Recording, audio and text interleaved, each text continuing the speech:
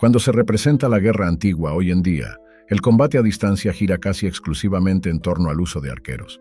La cultura popular también ha seguido esta tradición mitificando el poder del arco, con héroes legendarios como Legolas y Hawkeye.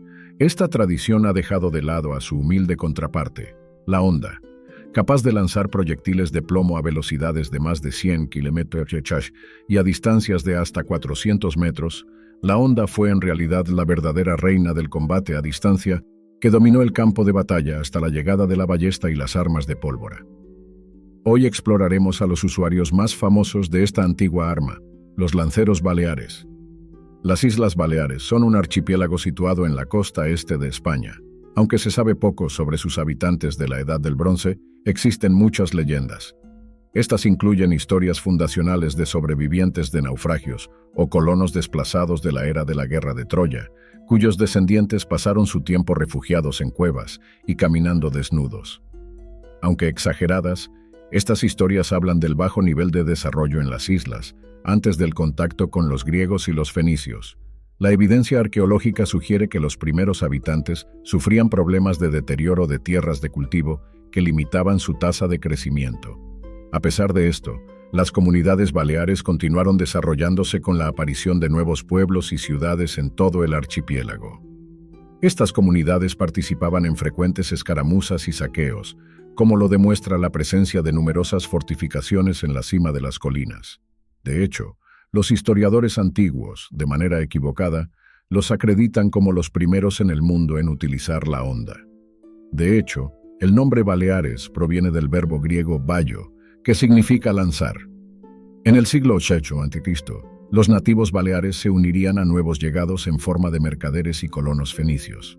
Con ellos, llegó un aumento en el comercio y las conexiones con el Mediterráneo en general. Según los historiadores antiguos, los fenicios también importaron su cultura y vistieron a los habitantes de las islas. Eventualmente, Cartago afirmaría su dominio sobre los fenicios en el oeste y extendería su imperio para abarcar las Islas Baleares. Al igual que muchos otros en el Mediterráneo, las Baleares se convirtieron en súbditos de Cartago y tuvieron que cumplir con obligaciones tributarias en forma de dinero y mano de obra. Así, las Baleares se encontraron en una posición para comenzar a externalizar a sus hábiles lanceros. La pieza definitoria del equipo de los lanceros baleares era, por supuesto, su honda. Vale la pena dedicar un momento a discutir esta herramienta, a menudo pasada por alto de la guerra. Estamos hablando de un arma de proyectiles básica pero mortal. Una honda está compuesta por dos longitudes de cuerda, con una bolsa para la munición en el medio y empuñaduras en los extremos. El usuario introduce un dedo en la empuñadura en un extremo de la cuerda y usa los demás dedos para sostener la pestaña en el otro extremo. La munición se coloca en la bolsa con la mano libre. El usuario comienza a girar la honda en un círculo a su lado o sobre su cabeza. Cuando llega el momento adecuado, el usuario suelta la pestaña, lanzando el proyectil fuera de la honda. Cuando se suelta en un arco relativamente plano, los proyectiles pueden alcanzar velocidades de hasta 100 km/h, según algunas estimaciones. Con velocidades como estas, nos dicen que los lanceros hábiles en la antigüedad tenían la capacidad de superar en alcance a los arqueros y podían alcanzar objetivos a 400 metros de distancia. El arte y la arqueología revelan muchas variaciones en el diseño de las hondas. Por ejemplo, se pueden ver diferentes longitudes de cuerda, configuraciones de bolsas y mecanismos de liberación que podrían haber afectado el alcance y la precisión de la honda. En cuanto a la forma, algunas eran circulares, elipsoidales, en forma de lágrima o bicónicas. Algunas incluso tenían pequeños agujeros perforados que se cree que se utilizaban para producir un sonido silbante con efecto psicológico. Muchas también llevaban inscripciones.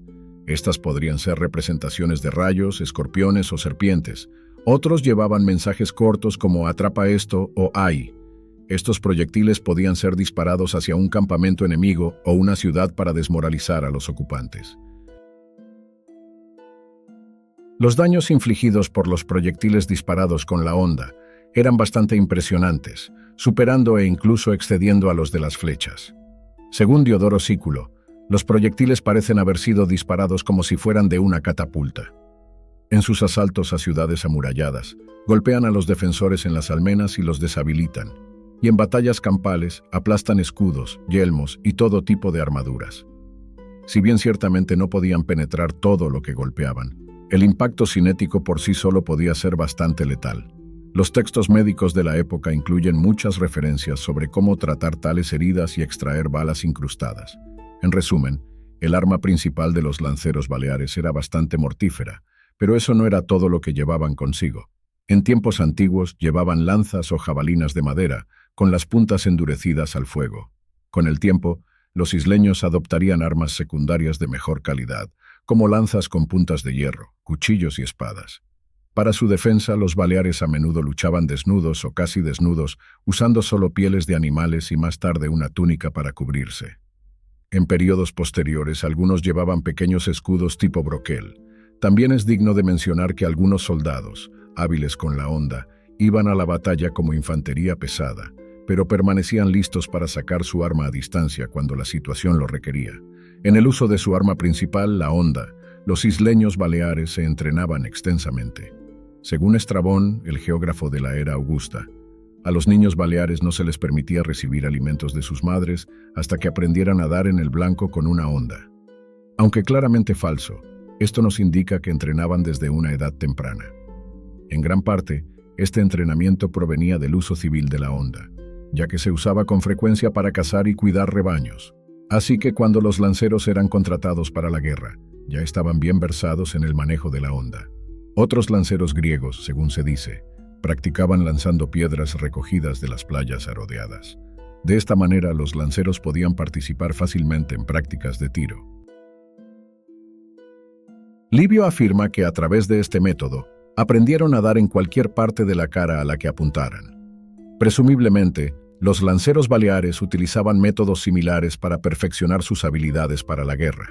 En la guerra en sí, los lanceros baleares fueron invaluables. Como infantería ligera, eran mucho más versátiles que los hoplitas y la infantería pesada utilizada por los ejércitos tradicionales, y podían desempeñar una multitud de funciones. Antes de que comenzara la batalla, los baleares se utilizaban para cubrir la línea principal de batalla, a menudo escaramuzando con el enemigo y ocultando los movimientos de sus aliados. Durante esta fase, sus ráfagas de proyectiles podían dañar seriamente al ejército enemigo antes de que comenzara el combate. Como escaramucadores, a menudo se encontraban en primera línea para entrar en contacto con el enemigo, y durante los cruces de ríos, eran algunas de las primeras fuerzas que cruzaban para proteger al ejército principal. En aprietos podían servir como infantería cuerpo a cuerpo, aunque esto no era lo ideal dada su ligera armadura y equipo. Con mayor frecuencia, después de escaramuzar, se movían hacia los flancos, donde podían apoyar a la infantería y la caballería aliadas. Sin embargo, también se destacaban en emboscadas, escondiéndose frecuentemente detrás de colinas y en terrenos accidentados para sorprender rápidamente a una fuerza enemiga. Aníbal utilizó a sus lanceros baleares de esta manera, y fueron una de las razones de sus muchos éxitos espectaculares. En última instancia, cuando Vegecio escribiría un manual sobre la guerra en el siglo IV de Cristo, citaría a los baleares como un ejemplo de por qué todos los soldados deberían llevar hondas. Toda esta formación sería de gran utilidad en todo el Mediterráneo. Cuando los fenicios llegaron por primera vez a las islas, reconocieron casi de inmediato las habilidades de los habitantes con la honda. Aunque los fenicios estaban menos interesados en la guerra y más en el comercio, los cartagineses posteriores estaban más que felices de enrolar a estos hombres en su famoso ejército. Es muy probable que hayan luchado en todo el Mediterráneo con los cartagineses, y ciertamente, en la época de las guerras púnicas, eran una parte fundamental del ejército. Sirvieron en Sicilia durante la larga Primera Guerra Púnica y estuvieron entre los rebeldes que lucharon en la subsiguiente Guerra de los Mercenarios. En España, bajo los Barca, estos valiosos soldados sirvieron en gran número. De hecho, cuando Aníbal se preparaba para la Segunda Guerra Púnica contra Roma, tenía bajo su control al menos 1.400 baleares, y probablemente el doble de esa cifra en realidad. Estos 1.400 se dividieron entre los ejércitos de África y España, mientras que el resto, que debía ser una cantidad considerable, lo acompañó en la invasión de Italia. En Italia, los baleares desempeñaron roles importantes en todas las grandes victorias de Aníbal. En Trebia fueron instrumentales para repeler a la caballería enemiga después de ser desplazados a los flancos, y en Trasimene se escondieron emboscados antes de lanzarse sobre los romanos y empujarlos al lago. Con mayor frecuencia, después de escaramuzar, se movían hacia los flancos, donde podían apoyar a la infantería y la caballería aliadas. Sin embargo, también se destacaban en emboscadas, escondiéndose frecuentemente detrás de colinas y en terrenos accidentados para sorprender rápidamente a una fuerza enemiga. Aníbal utilizó a sus lanceros baleares de esta manera, y fueron una de las razones de sus muchos éxitos espectaculares. En última instancia, cuando Vegecio escribiría un manual sobre la guerra en el siglo IV de Cristo, citaría a los baleares como un ejemplo de por qué todos los soldados deberían llevar hondas. Toda esta formación sería de gran utilidad en todo el Mediterráneo.